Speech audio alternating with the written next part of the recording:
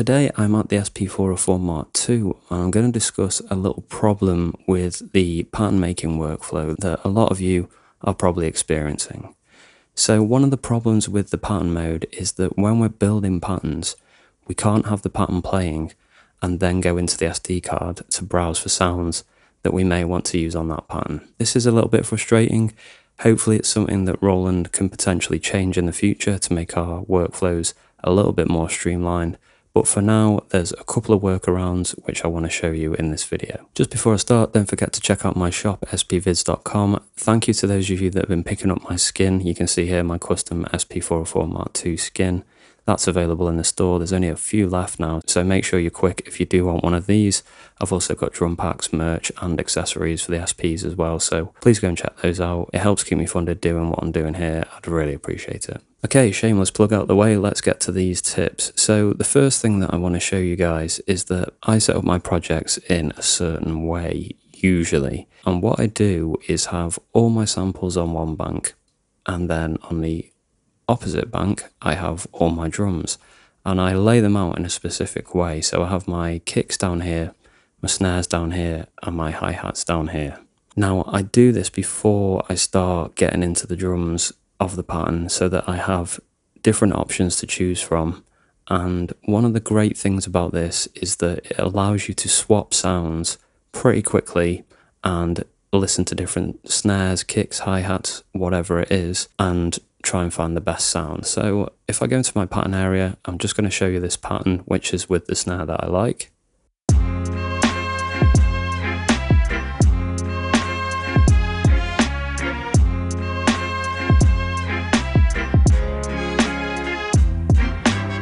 Okay, so that sounds pretty good.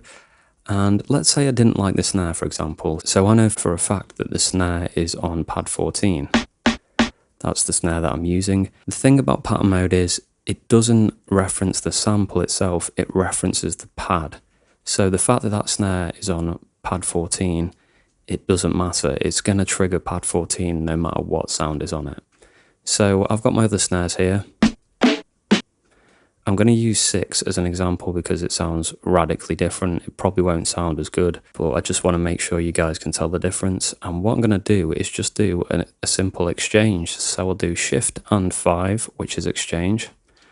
And I'm going to exchange 6 and 14. We'll press copy to confirm that. So the sound on 6 has moved to 14. The sound for 14 has moved to 6. The pattern will still play pad 14, so it's going to play that new snare sound that I put on it. So if I go back into the pattern mode and start this pattern again.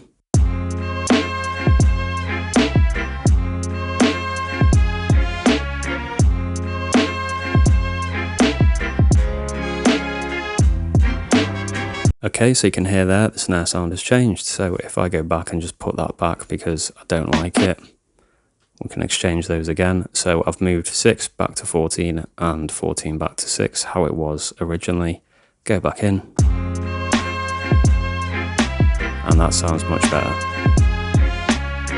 Okay, so basically the way that I set up the projects, and I rarely have to go back into the SD card because I've got 4 choices of each. It's usually enough to get the sound that I want. If not, obviously sometimes I will have to dip into the SD card, but on the whole that should give me enough options to be able to get a good sound. So that's my method of setting up patterns, and it means I get around that problem of previewing drums over the top of my patterns because I can just hop in and do the exchanges like I've just shown you. Now the other method, and I'm going to switch to a different project for this, and this was a method that was given to us by one of the watchers here on the channel. Basically what you're going to do is resample a pattern onto a pad, which you can do on the SP404-MK2, and then once it's on its own pad and not in the pattern area anymore, you can then go into the SD card while it's playing and preview sounds. So I'm going to go into pattern mode and bank E, and what I've done here is use the copy pad function in the pattern area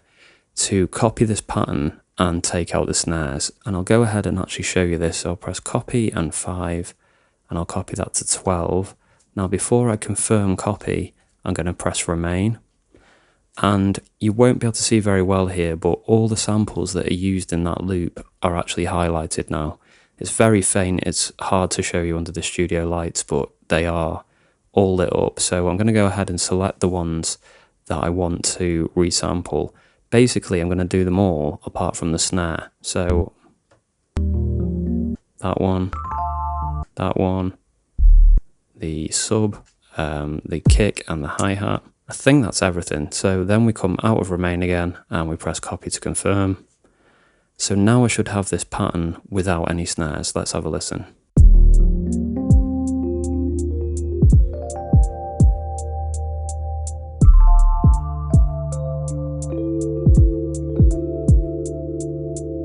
And that is very much sounding like something from the Twin Peaks soundtrack, but yeah, I'm really enjoying the sound of that.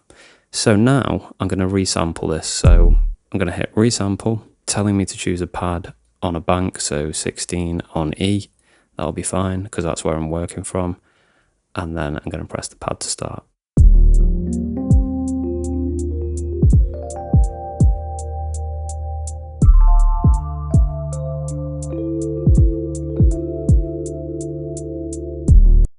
Okay, so I thought that resampling a pattern stopped automatically at the end of the pattern. For some reason it's not doing that on mine, or maybe I just made that up, I can't remember. But anyway, I've now got this on pad 16. And I'm going to set that to loop and take off gate.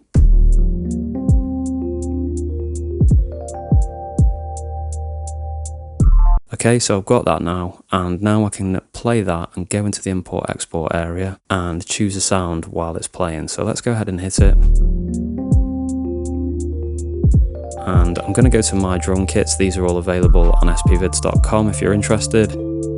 Apart from Lo-Fi Drums Volume 6, which I'm working on at the moment. So let's go into 5. Let's go to snares. And now I can start previewing these snares.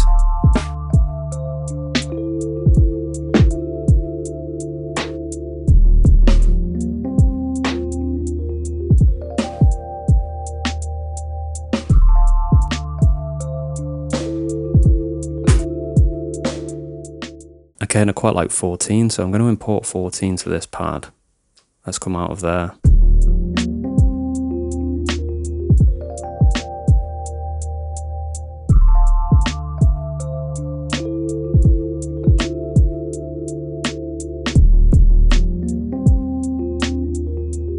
Okay, so that's not looping perfectly, but it's given me enough of an idea to be able to try those snares out and see which one fits the best. And then obviously I could go ahead and integrate that into the pattern, and I've been able to pick a nice snare. So that method is a bit more convoluted. You're having to resample patterns. You're having to go in and out of the SD card area. It is a good workaround, but it takes a little bit of patience. My method that I showed you earlier, I think that's a better workaround personally, just because you've already got all your drums there. You can switch between them in the pattern area very quickly, and it makes for quite a nice workflow. Obviously, you're limited to how many sounds you've got imported on your particular banks, but no method really is ever perfect on a device like this. So I hope that helps, guys. Hopefully in the future that might be patched up by Roland and we can go into the SD card area while patterns are playing. But for now, hopefully those workarounds are really useful to you guys. Thank you all for watching, and a big shout out to my members who support me every month. Check out all the links in the description so you can support what I'm doing here. But apart from that, guys, keep making beats, and I'll be back with another video very, very soon.